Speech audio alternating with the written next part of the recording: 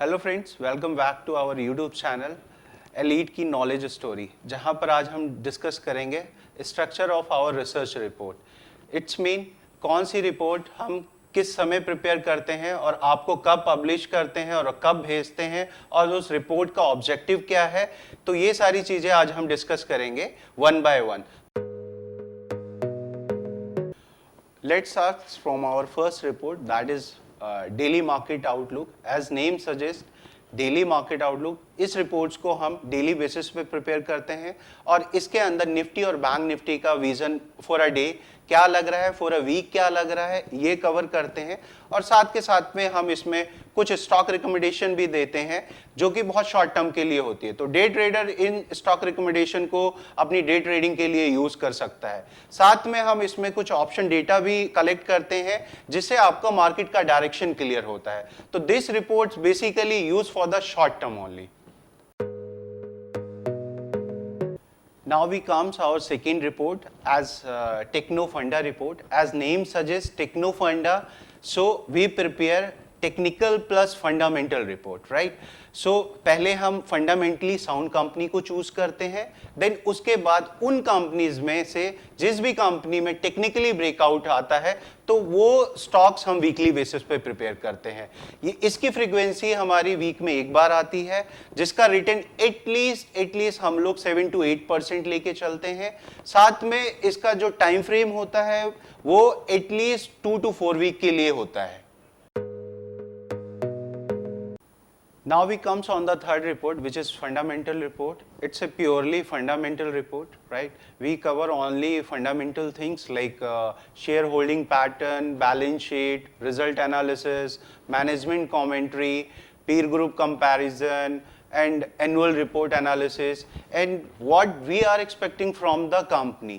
Right तो ये सारी चीज़ें हम अपनी फंडामेंटल रिपोर्ट्स में कवर करते हैं। सो इस रिपोर्ट को हम मंथ में 2 बार प्रिपेयर करते हैं, first of the month and second report हमारी मिड ऑफ द मंथ के बीच में आती है। एंड इस रिपोर्ट से हम एटलीस्ट 30 to 35% का रिटर्न एक्सपेक्ट करते हैं और साथ में जो टाइम होराइजन लेके चलते हैं वो कम से कम 1 साल का होता है। Now we comes on our fourth report, that is called monthly portfolio. Monthly portfolio एक ऐसा पोर्टफोलियो है जिसमें हम every first of the month कुछ स्टॉक रिकमेंडेशन करते हैं जो कि पूरे मंथ के पॉइंट ऑफ व्यू से होता है।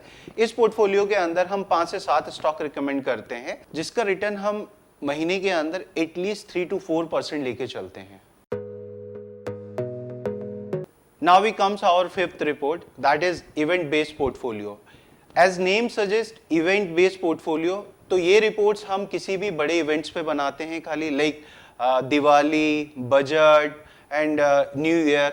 ये रिपोर्ट्स का होराइजन हम 1 साल का रखते हैं, लाइक दिवाली से दिवाली तक के लिए, न्यू ईयर से न्यू ईयर तक के लिए एंड बजट से बजट तक के लिए। और इस पोर्टफोलियो में हम 7 से 8 स्टॉक रिकमेंड करते हैं और इसका एक्सपेक्टेड रिटर्न हम बिटवीन 25 to 35% रखते हैं। बट ये रिपोर्ट हमारी लॉन्ग टर्म के लिए होती है, एटलीस्ट 1 ईयर के लिए।